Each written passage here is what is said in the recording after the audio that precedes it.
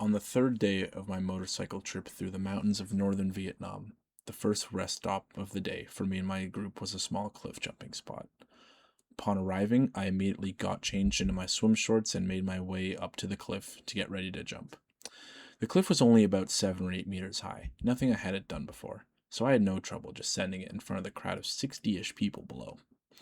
After jumping off a few more times, it was time to go, so my group packed up and left. And once I got back on the bike, I spent the next little while thinking about how weird it was that out of the 60-ish people at the cliff, only 4 or 5 people actually jumped, while everyone else just kind of sat there and watched us have all the fun. Sometime later, when we got to the next rest stop, I asked my friends in the group why they didn't want to jump, and I got the answer that you might expect. Oh, I didn't want to get wet. Oh, the water was cold. It really wasn't. I'm not a heights kind of guy. I didn't want to do it with all these people watching, etc., etc. But every answer came down to one of two actual reasons, either fear or comfort. And I spent the next few days and weeks thinking about that day at the cliffs. And after many weeks of admittedly painful self reflection, I realized that I was no better than the spectators at the cliff, and that I too had spent much of my life watching other people have all the fun, and for the same reasons as well, fear and comfort. The first reason, fear, is something that obviously everyone deals with. But I think most people, myself included, vastly underestimate the degree to which fear controls their decision making. In my mind, there are two distinct types of fear. One is what I would call conscious fear, the fear that you're acutely aware of, the fear that overwhelms all other decision making in your mind. This, of course, comes from our basics or survival instincts. This is the kind of fear you would feel if you saw a shark in the ocean or someone chasing you at night. And this is what most people would think of if you ask them to define the word fear. But I think the much more common and much more controlling form of fear is what I'd call unconscious fear. The kind of fear that controls your decision making without you even realizing it. Going back to the allegory of the cliff, you'd be experiencing conscious fear if you were standing at the edge of the cliff but were hesitant to jump, while the people who were unconsciously scared were the ones sitting at the bottom with their clothes still on. It's not that everyone at the bottom was just scared without knowing it. I suppose some of the reasons for not going in were rational and made sense. But that is precisely the problem, is that one of the many dangers of this unconscious fear is that it can and will often mask itself as rationality. For example, I've loved movies for as long as I can remember, and I've spent countless nights dreaming of what it might be like to work in the film industry. Sometimes I dream of myself on stage at the Oscars giving a grand speech for winning Best Picture, or working with someone like Denis Villeneuve on the set of the Dune films. But the dream I've had the most is one of me sitting quietly in the back of a theater, having sat through a film that the audience and I really enjoyed. As some people slowly leave the theater, some are crying, some are raving to their friends about how great it was, some immediately begin writing their letterbox reviews. But while everyone else in the cinema is expressing in their own way how great the film was, I'm sitting quietly in the back as I see my own name somewhere deep in the credits. Yet every morning I wake up from one of these dreams, it would remain just that. I would never actually put in any real work towards making that dream a reality.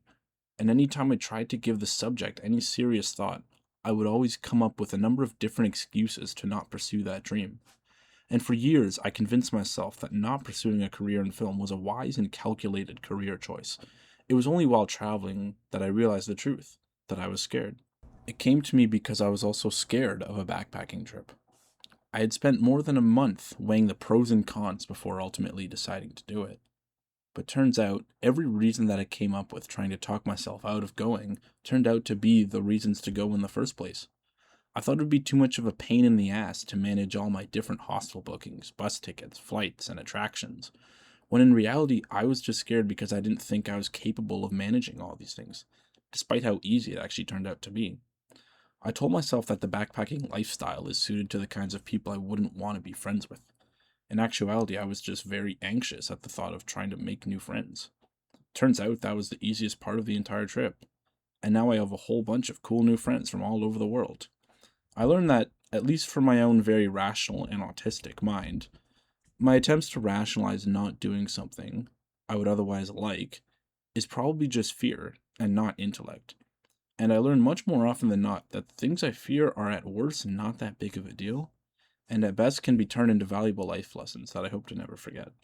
If fear was the number one thing holding me back from being the man I want to be in life, then the number two thing is certainly comfort and complacency. Ever since I was good at school and better at video games, so pretty much my whole life, I have had a lot of difficulty breaking out of the shackles of my own comfortable lifestyle.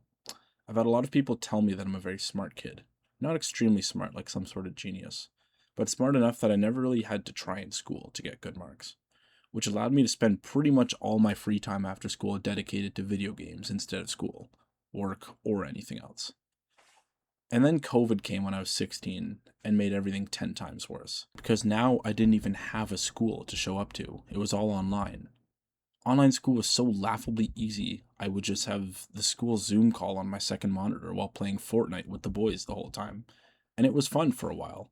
But after months of nothing but staying indoors, playing video games, and watching movies and anime, there stopped being any sort of discomfort or challenge in my life.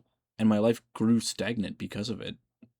Before I knew it, my friends were all in university, working towards turning their passions into careers, or at the very least, working towards getting a good paying job. Meanwhile, I was stuck. I was so addicted to the chud lifestyle of perpetual comfort that something as simple as getting my fucking driver's license felt no more attainable than climbing Mount Everest. Traveling is what made me realize how fruitless it was trying to live a life of perpetual comfort and ease, because such a life is simply not worth it. Because comfort can only really exist in harmony and balance with discomfort. Most of my time spent in Asia was in a state of relative discomfort, mainly because the climate there is much hotter than anything I've ever lived through in Canada. But it's not like I was going to stay inside all day just because it was more comfortable to be in an air-conditioned hostel dorm rather than the 4-degree heat of outdoors. Because that would be a huge waste of money, and more importantly, time. I knew that my time spent in each location I stayed in was limited, so I felt a strong desire to try and make the most out of the time I had by seeing and exploring as much as I could. And a lot of the time that meant I had to push through the feelings of being too tired or too hot. And thank God I did, because I don't recall a single time during my entire 4-month trip when I thought to myself that I would have been better off staying inside today. And then it finally occurred to me that there's no reason that I shouldn't try and live like this back home. Yeah, I've lived in the same city pretty much my whole life, but that doesn't make the time I have here and now any less valuable. And I think understanding this sort of relationship now, that discomfort is the price of anything worthwhile, has made me a lot better at embracing the discomfort. Because now I know that any time I'm working towards making my dreams come true, and I feel too hot, too cold, too tired, something's too heavy or too far, or if I'm feeling anxious or insecure or whatever the fuck it is, whatever discomfort I'm feeling is much better than feeling nothing but a vague and indescribable emptiness. All this to say, the next time you find yourself on the precipice of a metaphorical or literal cliff, just fucking send it. You might hurt yourself. Yeah, you might embarrass yourself in front of everyone watching. Maybe the water below's freezing cold and you'll regret having jumped in the first place. But maybe you won't. Maybe you'll nail a backflip for the first time with a crowd of people cheering you on. But you have to jump to find out. And just know that any pain you feel for messing up cannot be worse than the pain of never finding the courage to try.